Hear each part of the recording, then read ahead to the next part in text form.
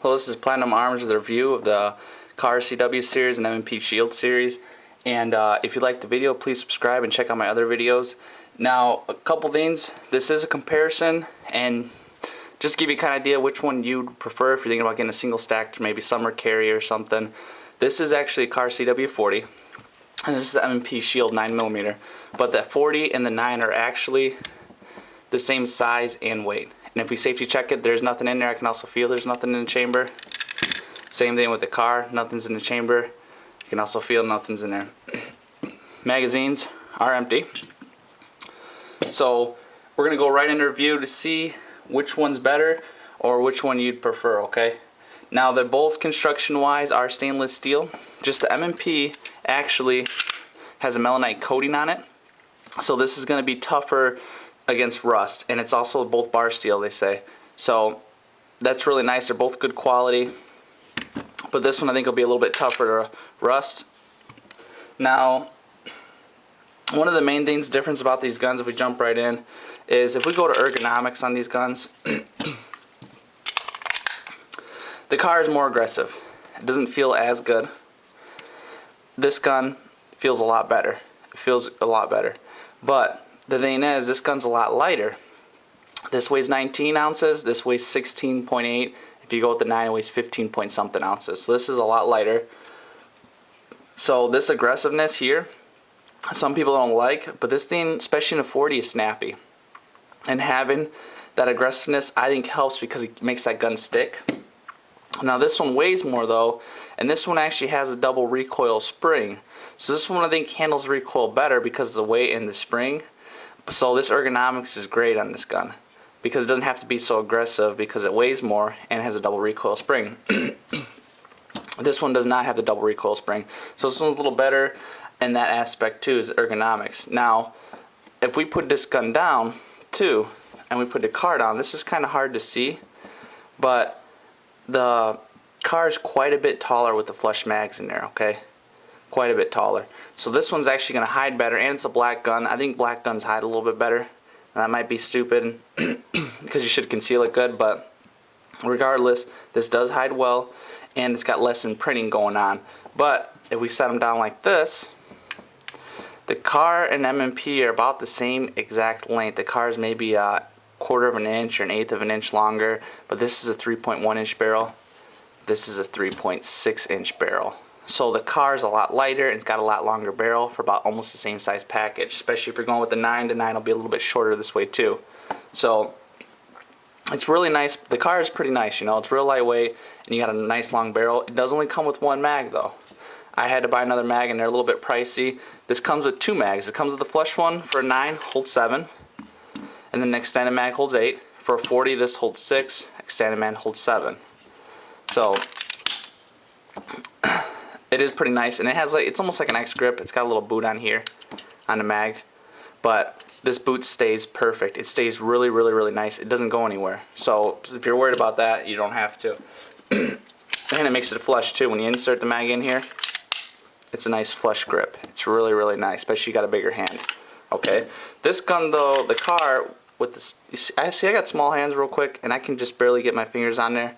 With the Kahr though, I can get them on there really easy, and there's extra room down here. So if you have medium, larger hands, this one's gonna feel better with the flush mag than this one.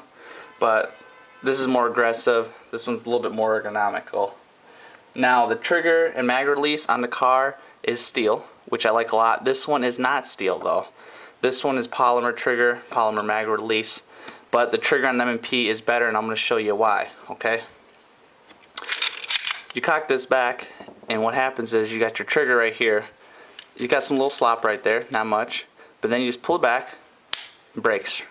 Very short brake, and then we're looking at it, reset right there.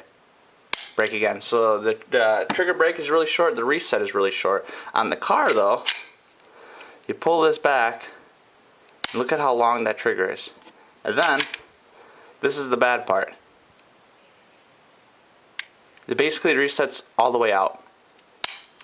So the reset on this gun I think is horrible. Now Kahr's got the smoothest trigger you can get, which is really neat, but the reset on the gun is just horrible, in my opinion. But I still love the trigger on the Kahr. This is not a bad trigger, just the M&P is better. Now, sights, This has steel 3-dot, which I like the 3-dot a little bit more. This is the polymer bar dot. Now they're both good sights. The bar dot I think takes a little bit more practice to get used to, and the bar dot I believe is better for follow-up shots. Now this still works great with follow-up shots, but like shooting down range, kind of far distance, I think the 3-dot works better than the bar, in my opinion. Now the slide release on this gun is a lot easier on the Kahr, a lot easier. You can cock this back and then it's just really easy. Now this is broken in more. This has been shot a lot more. But on the M&P, this sucker is stiff. You really have to push this thing down. Okay? Well, you got the mags out though. Let me show you another thing.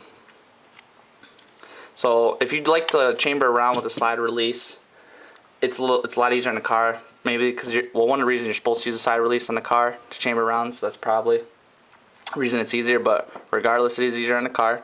Now if we look in here, the mag welds are actually very thin on the M&P and real thick on the Kahr. I like the Kahr's mag weld a little bit better. It seems a little tougher. Part of the reasons is due to looking at the mag, see how thin this is. On the Kahr, look at the shield, how fat it is. Okay? So that's another little thing. They're not too big of things I'm mentioning too. Some are small, some are large, you know. Big things might mean deal, but I'm just trying to get all the differences in here. Now, to rack the slide back, these have like the dragon scales or serrations on the backs, fish scales, whatever you want to call them. This is really nice. No matter how slippery you are, it just grips amazing. I love this. The Kahr, it still works fine. It's more of like a standard gun. They're real deep, so this works really good. But I like these a little bit better, the serrations on it. I think they're nicer, but this still works great. Now, this is a little bit easier to take down too. I think you just pop this pin out. This one you have to pull down. Well, you're supposed to pull down there's like a pin in here you're supposed to knock down, and you're supposed to pull that down. Some people don't, they just pull the trigger. But regardless, I think the Kahr's a little bit easier to take down in my opinion, especially if you're doing it the way the way the manual says. Now, so really, if we jump into safety on the gun, this one is going to be a lot safer of a pistol. One of the reasons is, there's lots of reasons. Okay, one's the trigger. I guess this one has a safe trigger too because it's really long trigger. But this one has a hinge trigger, so you actually have to grab here to pull the trigger. Up here, the trigger won't move. So you actually have to grab the bottom of the trigger. Now another thing too is it actually does have a manual safety. Now I personally don't like safeties, but some people really do. If you're going to put a safety on a gun, this is one of the best to have because it doesn't stick way out. It's kind of flush with the gun, and it's not really easy to flick on and off. I like that. I don't want one that's really light where it just can flick on and off in your pocket. The reason this probably does have a safety is because the trigger is so short. If you're going to pocket carry this, I wouldn't, but if you're going to, I'd probably use the safety just because it would be a little scary. You know, that trigger is real light. If something did get caught on it or something, it might go off in your pocket. Now, it might not. Another thing too this gun has, it does have a loaded chamber indicator, and it's kind of nice on the barrel. It says right there, and if you have like a 40 and you can switch out the barrels or something, sometimes you can and make a conversion barrel. It's really nice because it says it right there, so you know what kind of barrel you got in there. I have a full size with the 40 and the 357, and you switch out the barrels, you know which barrel is in there just by looking at it real quick. Now the Kahr does not have a loaded chamber indicator, but if you look in here, you can kind of see in that crack if there's a round in there. It's not really easy to see, but it's not too bad either. So it kind of does, but not really have a chamber indicator. And the trigger for pocket carry is a lot nicer. See, right now this gun is locked, cocked back, but it doesn't pull the trigger. It's got such a long trigger pull that it doesn't. So this is a little bit safer for the trigger wise, but overall this has more safety than M&P. And they both have like a Glock style striker fired. So they both have a firing pin block and everything else. So they're both really safe pistols, but this is a little bit safer.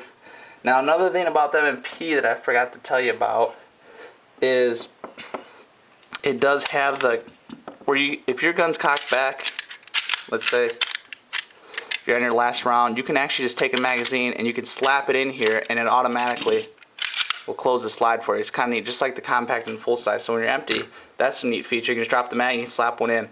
Another thing, this does drop mags, but they don't fly out. They do drop. But this one, when you have a mag in here, this thing just throws them out. So this one has a better mag drop on it. Now, Basically, overall, when we look at these two guns, I think this is better for self-defense, kind of. This is not better, but this is like a self-defense pistol. This is a combat pistol. Now, you can definitely use a combat pistol for self-defense. So in my opinion, I'm kind of leaning towards the M&P, to be honest with you, the Shield. But the reason I say this is for self-defense is it is real light. Like I said, 16.8 ounces. It is thin. If you go with the 9, it's 0.9 of an inch thin, 15 point something ounces weight. So it's super light, super thin, 3.6 inch barrel. But this gun, you got your melanite coating, makes it real durable, and it's stainless steel. You got these serrations on here. You got the really nice mag drop, the really nice trigger. You can slap into mags and it'll automatically close the slide. This is more made for like what it says, military and police. But you can, like an off-duty cop, backup weapon for a police officer. This is really, really top of the line, tough gun. Now this gun, Kahr is a premium gun, really high quality. But I think it needs the high quality. Like honestly, the feed ramp on this is polished to mirror image. This one's not. If this gun was not polished to mirror image, the feed ramp, it's kind of thin and really steep. I think it had problems feeding. These use the wolf springs. If it didn't have the wolf springs in there, I think we'd have problems too. If you use like a cheaper spring with this gun doesn't have wolf springs in it. It doesn't have feed ramp polished to mirror, and it just feeds fine. Now, if you did this stuff too, it's going to be even better. But I also think that the M&P overall is more reliable, and one of the reasons I say that is my brother's messing with this gun, and somehow he bent the spring underneath this.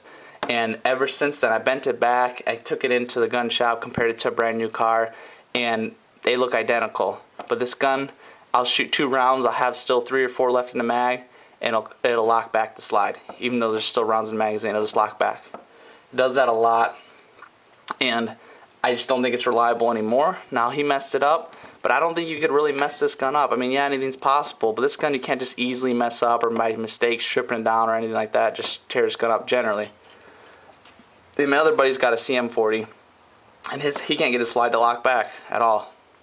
It never locks back, and he's shot about 500, 600 rounds through it. So it's already broken in, doesn't lock back. So I don't think they're as reliable, to be honest with you. If you look online, you see a lot of problems with Kahrs. I did love this gun, but now I don't trust it as much. The M&P, you don't really see any problems with it, really. If you look online, it's a very, very reliable gun, really high quality, tough. They both are good guns, but after this happened to me, I'm kind of like, I don't know about Kahr. Kind of let me down. And I could get it fixed, but I'm probably just I got a warranty through Davidson. I'm probably just gonna cash in and get a Shield. This Shield's actually not mine, but I did shoot it, and it is really, really nice. And I'm probably gonna get the 40 Shield. But just to let you guys know, these are both guns. They're both great guns, but I'm leaning towards the M&P Shield a little bit. Just to let you guys know. Pluses, real quick, this is lighter, longer barrel. That's one of the main things I think. It's lighter, and it's got that longer barrel on it. And really nice size though too, for all that features. This gun, this is more of a combat pistol, okay? Real tough. I personally am leaning more towards this one. I hope you guys did enjoy the video. If you did like the video, check out some other videos. Please subscribe. Please no negative stuff. That's just my opinion, okay? You guys, people are diehard card fans. That's fine. People are M&P fans. That's fine. I lean, like I said before, more towards this. One last time, I do hope you guys enjoyed the video.